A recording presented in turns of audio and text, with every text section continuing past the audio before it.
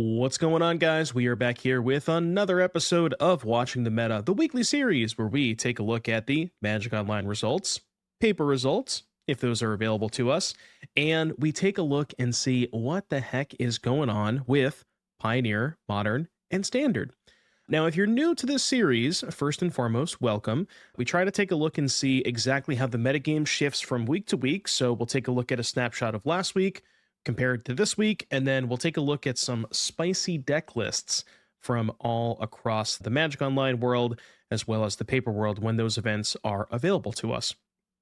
And as we always do, we are going to kick off things with Modern. Now, Modern is in a very interesting place right now. As of the time of recording today, I'm going to check my calendar real quick. It is March 18th, which means in about 2 weeks' time, we are going to be getting a new ban list update. And I think the safe money is on Underworld Breach being removed from the format. I can't really imagine anybody defending it at this point. I will be making a ban list video, so within the next couple of days, I'm going to record that. Should be out maybe by, like, I would say Friday or Saturday or something. And I'm going to touch on the formats that potentially pertain to the ban list. But I mean, as you can see here, the format, it doesn't look too bad, right? Grinding Breach went from 16 to 10. Boros Energy, roughly about the same. Orzhov Blink, small downtick.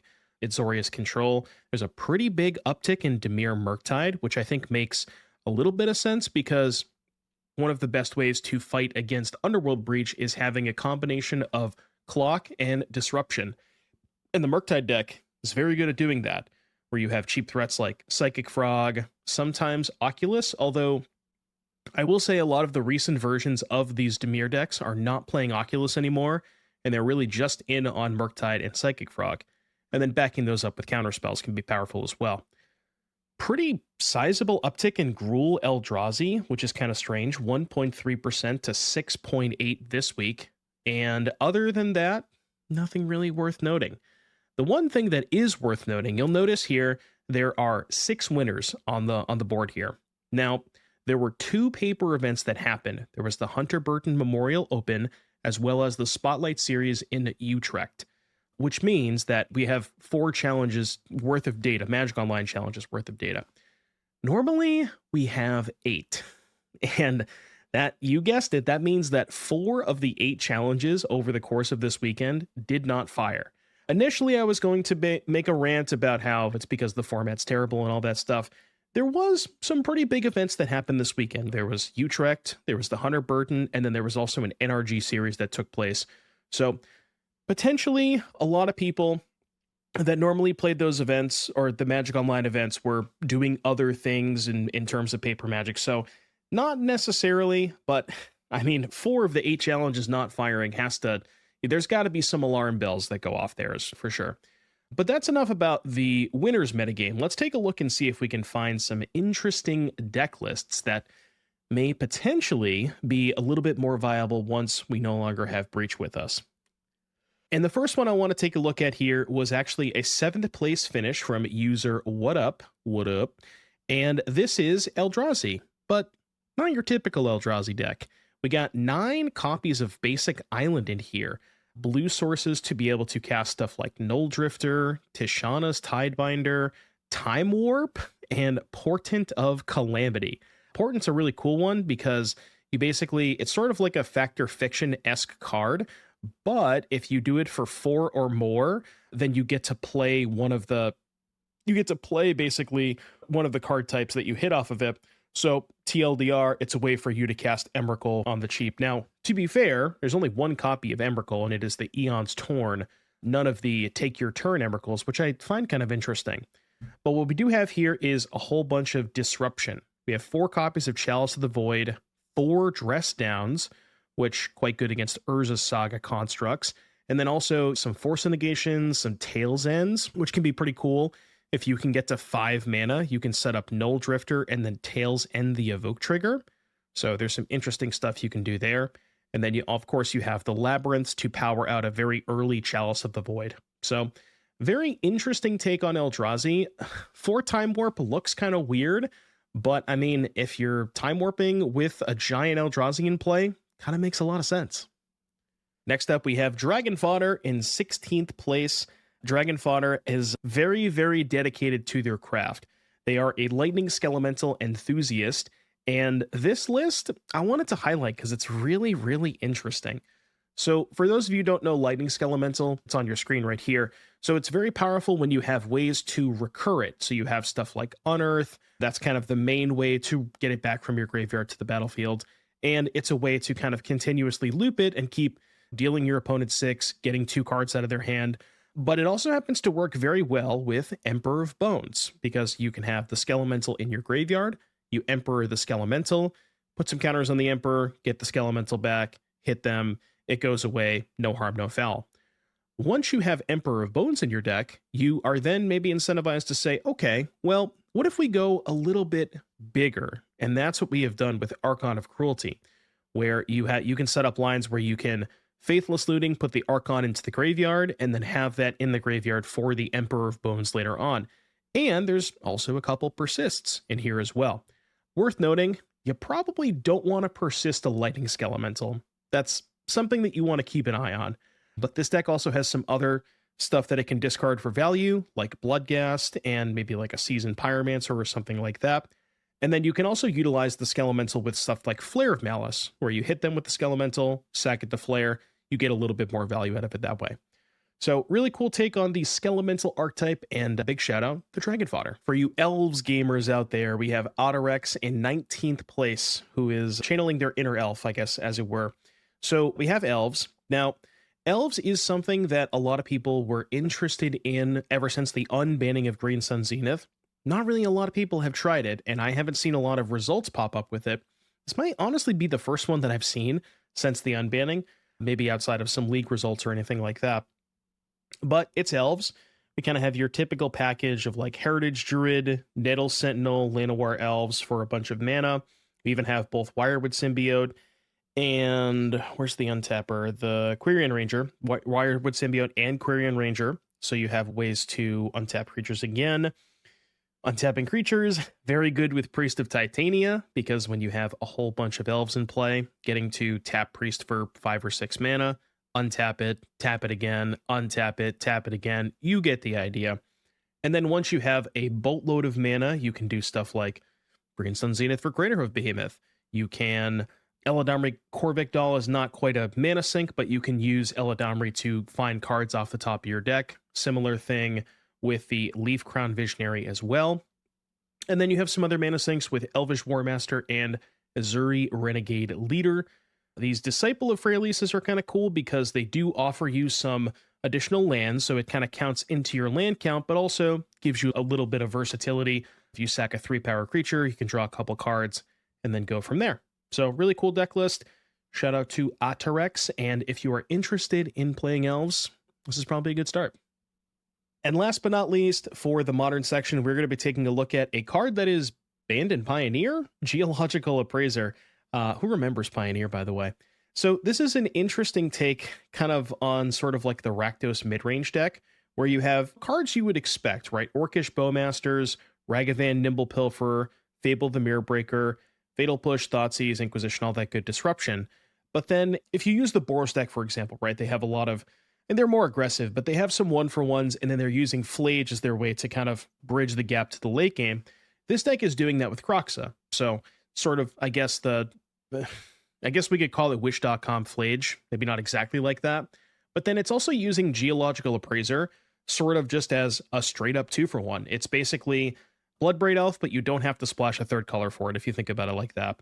So interesting deck list, kind of a lot about trading 1-for-1s, and then again, utilizing stuff like Kroxa to kind of bridge the gap into the late game. Looks kind of interesting. I mean, the main deck Voidwalkers are certainly good right now in the face of Breach and stuff like that. I'm maybe interested in giving this a shot because it looks kind of cool. So shout out to QB Turtle for some Rakdos mid-range.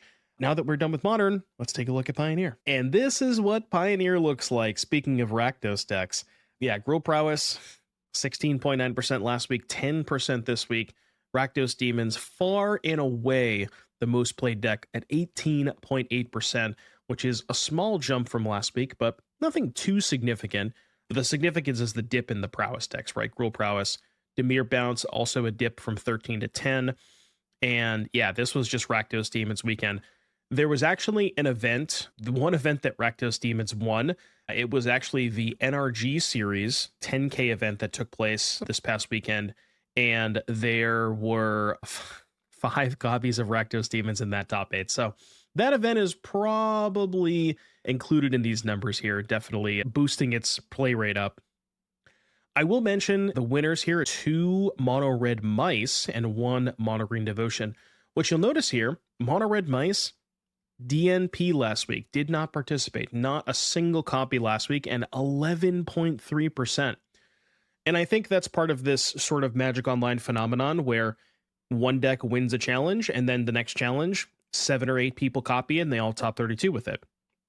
And basically, it's very similar to the mono red decks that people play in Standard with the mice package, so Emberheart, Hardfire, and Manifold Mouse, but then they're playing, like, I think they had main deck Sunspine Links, and then the Pioneer inclusions were Kumano Faces Kakazan, Play with Fire, and then some combination of Den of the Bugbear and Remedap Ruins. So it's basically a Standard deck with a couple of good additional 1-drops. So nothing too crazy there, but it is wild to see how much of the metagame, like if you combine Gruul and Mono Red, that would take over Rakdos Demons in terms of most played deck between the 2 mice decks. So keep that in mind. Enough about this winner's metagame and enough talking about Rakdos. Let's talk about some sweet decks. And we're going to start off the discussion of talking about sweet decks with 4 copies of Nykthos. But I promise it's not your typical mono green devotion deck, so don't click off the video quite yet. We have a mono green aggro. I think that's how I would classify this, as mono green aggro devotion, where you're playing 4 copies of Collected Company. The curve for that reason is stopping at 3. So you have 26 creatures, they're all 3 or less, so you can hit them all off of Collected Company. Werewolf Pack Leader and Web Strike Elite, phenomenal 2-drops. Elite is a relatively new card from Aether Drift, which has a ton of flexibility. You can cast it for 2, provides 2 devotion, 3/3 reach, pretty good body. And then if you have enough extra mana, which you probably do because you're a Nykthos deck, you can cycle it, blow up basically any enchantment like Enigmatic Incarnation, Leyline Binding, one of the Overlords, lots of targets for it, and then be able to kill that and draw a card. So that's pretty cool. We also have Tyvar the Pummeler, which is really cool because it's a way to utilize extra Nykthos mana and just a good beatdown card that protects itself. And then kind of your usual elves, trolls, Pelugrinoses, a couple of Keen-Eyed Curators. And then this one kind of stood out to me. 4 copies of Tribute to the World Tree, which is a very cool card when you're playing creatures that have power 3 or greater. You get to draw a bunch of additional cards. And the Tribute itself provides 3 devotion for Nykthos. So really cool deck list here. Sort of this aggressive take on mono green devotion. Next up, we have Little Darwin in 12th place. For those of you who don't know, Little Darwin, that name you may be familiar with, that is Paul Rietzel. So excellent Magic player, kind of dipping their hands into Pioneer here. And they have come up with this really, really cool looking Merfolk deck. So we got Cenote Scout, Flood Pits Drowner, Kumena Tyrant of Varaska, which is a card that we do not have access to in Standard, but is an absolute banger, where you can tap 3 Merfolk to draw a card and 5 Merfolk to put a counter on each Merfolk you control. So fantastic card if you're going extremely wide, and a good way to draw extra cards, and then eventually, once you've drawn enough cards, turn the corner and kills them very quickly. And another all-star here, Mindspring Merfolk. I have been playing a good amount of Merfolk in Standard, and the more I play with it in Standard, I am just blown away at how good this card is. It allows you to, like, it's a 1-drop, and your deck is sort of lacking on 1-mana plays, and it's also a way to prevent flooding later on. Even if you don't have extra mana to put into the exhaust ability, you can just pay 2 to anthem your whole team. So it's really flexible, and it's cheap enough where it's only 1 mana. The downside is not that high. A couple of Sentinels, 4 Tishanas, 4 Hex Catchers. The one thing that I'm intrigued by is there are no vehicles to pair with the Pilgrimage, but we do have Kumena. So we do have some ways to kind of go off with Pilgrimage with Kumena. And then, of course, 4 Collected Company, because 29 hits off of it. Plenty of ways to find a little bit more gas. But yeah, that's a really cool looking Merfolk deck from Little Darwin here in 12th place. And you want to talk about Aether Drift having an impact on Pioneer? Well, I have the deck for you. This is from Odorous in 14th place. We have some mono red Monument. So Monument is a card that I have been spending way too much time with in Standard. We don't have to get into that here. I will admit I kind of have a problem with Monument. Is a card that has probably some applications in Pioneer as well. So you're pairing it with a lot of the discard elements. So Fear of Missing Out, and then both of those work well with Flameblade Adept and Marauding Mako. So you're similar to like the modern Hollow One decks where you have this kind of 8-pack of 1-drops to help you get a lot more aggressive. Well, I heard Fable the Mirror Breaker is a good way to discard cards. Seems good. And then you have Highway Robbery as well. So another way to kind of plot this and then cast it later on. You can spend the mana up front and then have a bigger turn on a follow-up turn. And then you also have Fiery Temper, which allows you to have another payoff for discarding cards. And then to top it all off, 3 Ox of Agonis, which is once you have this in your graveyard, you can churn through by discarding a whole bunch of cards and then eventually exile 8 cards to get it back as a 5/3, discard your hand, draw 3, and just huge payoff for having a stock graveyard, which I assume this deck is very good at doing. Really cool and interesting take on the Monument deck. Probably not something you can do in Standard because you only have Mako. You don't have the Flameblade Adept to kind of have that 8-pack of 1-drops. And Fable the Mirror Breaker definitely juices this deck up as well. So in any case, really cool deck from Odorous here in 14th place. And last but certainly not least, we have CrusherBot. Now, if you've been watching this series over the past couple of weeks, you've seen CrusherBot in action. You know what they're up to with Boros Hammer. Today and this weekend, CrusherBot has actually brought us Mono White Hammer. And we have quite a bit more cats in our deck. So let's go over this. So first and foremost, kind of the entire point of the deck is to utilize Kemba Conjuring to its full potential, because Kemba is very powerful. When you go turn 1 Hammer, turn 2 Kemba, you can equip itself. But Kemba doesn't just trigger off of itself. It triggers whenever a cat you control enters. So if you happen to play with all cats, then you get even more of a benefit off of Kemba. So you have Kemba itself, then Sacred Cat, which is just 1 mana, 1/1 lifelink. Pretty good to put a hammer on. Sky Knight Squire, which can eventually get flying once it has 3 or more counters. Again, another good creature to put a hammer on with flying. And then kind of the kicker here is Adorned Pouncer, which is a 2 mana, 1/1 double strike cat. And you guessed it, double strike, pretty good when you give it +10/+10. And then on top of all of that, we have a couple of Shadow Spears as well, because in the situations where you're doing the Kemba plus Colossus Hammer stuff, they can just chump block it. So having a Shadow Spear is kind of nice there, as well as 3 copies of Brave the Elements, because we've removed the second creature. Now we're playing a mono white deck, so Brave the Elements becomes a lot more appealing there. So really cool looking deck list from CrusherBot with all of these sweet Pioneer decks. I did see your guys' responses in the last Pioneer video, so I may have to do some more Pioneer content because these decks look way too sweet. I got to play some of them at some point. And the last format we are going to be taking a look at today is Standard. I would say last week was highly dominated by Pixie. This week, not so much. It's kind of sort of evening itself out a little bit at least. So Pixie has gone from 20% to 15%, and Mono Red Aggro has gone from 10 to 14.5. So Pixie and Mono Red seem to be at least sort of 1 and 2. Yeah, if you put Gruul Prowess in with Mono Red, it gets to about 25, and maybe you could argue that the red decks are similar enough that maybe I should be grouping them together in terms of overall archetypes. Domain continuing to fall off of a cliff. I don't really know. I can't really understand and figure out what's happening with Domain. The fact that it's gone from, there was 1 week where I think it was 10 to 12, then it went to 8, now it's gone to 6. People just aren't playing it anymore, I guess. I was shocked when I saw how little Domain there was over the course of the 4 challenges and the NRG event. Omniscience, small uptick, not too crazy, but Omniscience had a pretty good weekend. It did win the NRG and had some challenge results as well. Dimir Midrange, 8.1.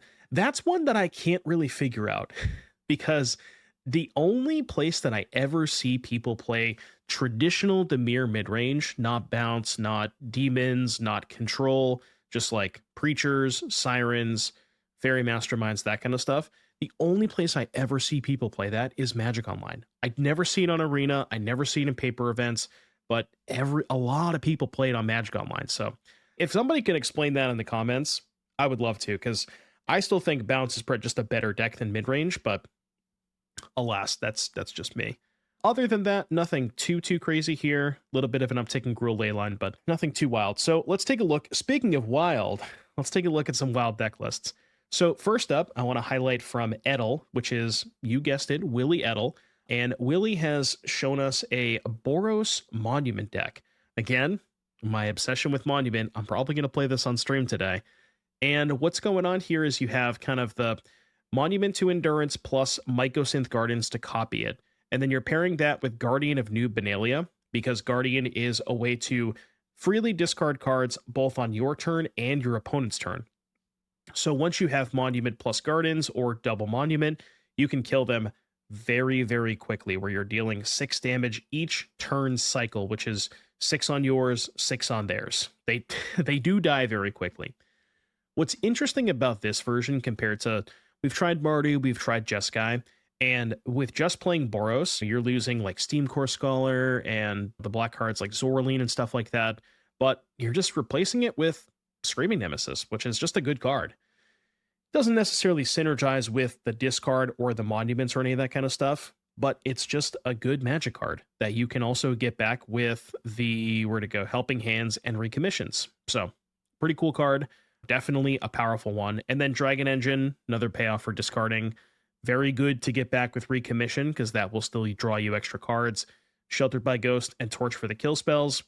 Again, looks really clean. Probably going to play this one on stream, and you should probably expect another Monument video in the near future. Speaking of decks that I'm probably going to play on stream, here's another one. Is it Prowess? Emberheart Challenger, Monastery, Swift Spear, Slick Shot, Show Off, and Mockingbird to round out the creatures. I love the Mockingbird in this deck because it just gives you effectively 8 copies of Swift Spear, and that just kind of makes the deck a lot more explosive. And you also have Storm Chaser's Talent, which is not usually a card you see in a deck this aggressive, but if you're looking for prowess creatures, it's just a 1/1 prowess if you think about it. And what's cool about Talent is it gives you an extra creature, but it also counts as a spell for prowess. So kind of does double duty there. And then really clean deck list, just all 4 ofs, 4 Burst Lightning, 4 Rage, 4 Opt, 4 Slide, 4 Bolt Wave. Kind of wish they had just cut the Restless Spire for a Mountain and you could just play literally all 4 ofs. But this deck looks pretty cool, and definitely one I'm going to have to give a try. Next up, we have Hexapus in 15th place. So people have tried this a couple of times before, where they're sort of combining the Delirium package with the Exhaust package. And I haven't really found a version of that I like too much yet. So I may have to give this one a try to see exactly how the numbers play out and if it's better than previous versions that I played before. But the concept here is you have Afterburner Expert plus Draconautics Engineer, which happen to work both very well with each other. So you have Afterburner in the graveyard, Engineer to get back the Afterburner, which then gives the Afterburner haste. And you have ways to mill over like Dredger's Insight, Patchwork Beastie, Seed of Hope, and also have Fear of Missing Out and Inti to just discard the Afterburners from your hand to be able to go off there. And then you have some elves, you have some kill spells, and a couple more ways to discard as well with the Thrill Roller. But it looks like a more coherent version of these decks that I've seen before, including the ones that I've built, so I may have to give this one a try. But yeah, if you're interested in kind of that Delirium space archetype, this could be a good place to start. And to cap off today's video, let's give a quick shout out to Merriman with Celestia Cookies. Not really a ton of new innovations here, but I don't know that I've ever highlighted a cookies deck on this particular segment before, so I wanted to kind of show you guys exactly what's going on.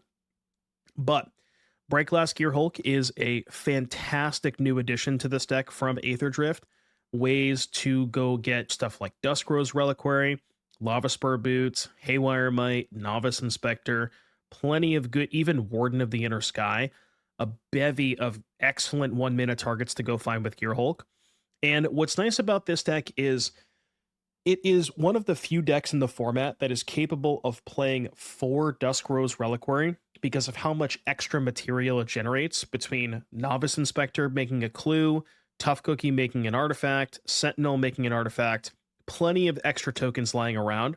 And a lot of decks that I've had Bright Glass Gearhulk in want to have the second Dusk Rose, but it's kind of hard to justify because they have less material. So being able to Gearhulk for 2 Dusk Rose and not have to worry about not casting them, fantastic. Also fantastic, Steel Seraph with Regal Bunnicorn. That is what we call a combo, giving your 6/6 or 7/7 Bunnicorn flying. It's pretty good.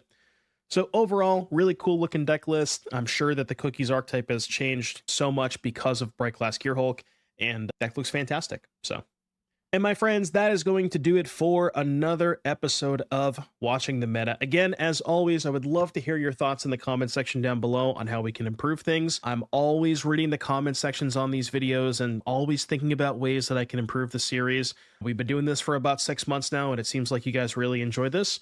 So I'm going to keep doing it as long as you guys are watching it. So again, thank you so much for watching. Consider subscribing to the channel if you enjoyed the video. And until next week, adios.